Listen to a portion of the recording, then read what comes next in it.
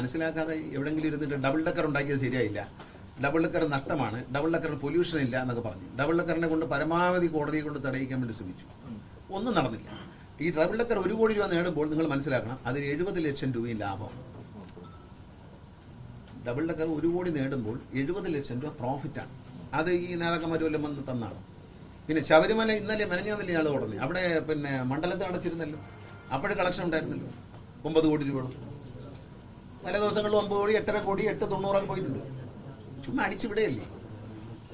ഈ വർദ്ധിച്ചു എന്ന് പറഞ്ഞാൽ എവിടെയാണെന്നറിയാം. ഞാൻ പറഞ്ഞില്ല, ഈ സീസൺ മൊത്തവും കൂടെ ചേർത്ത് എടുത്തു കഴിഞ്ഞാൽ ശബരിമലയിൽ 2 കോടി 40 ലക്ഷം രൂപ വരുമാനം കഴിഞ്ഞ വർഷത്തേക്കാൾ വർധനമുണ്ട്. എന്തുകൊണ്ടാണ്? എഫിഷ്യന്റ് ആയിട്ടുള്ള മാനേജ്മെന്റാണ്.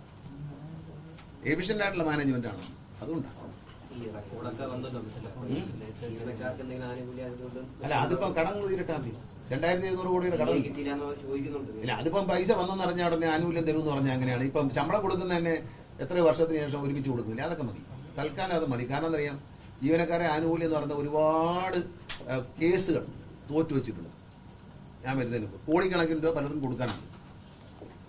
ഞാൻ പ്രവർത്തന ലാഭത്തെക്കുറിച്ചാണ് പറയുന്നത്, അല്ലാതെ ലാഭമൊന്നും എല്ലാം ഈ അന്നേരം എന്ന് പറഞ്ഞാൽ ബോണസ് വാങ്ങിക്കാനുള്ള സമയമില്ല. ആകുമ്പോൾ പറയാം.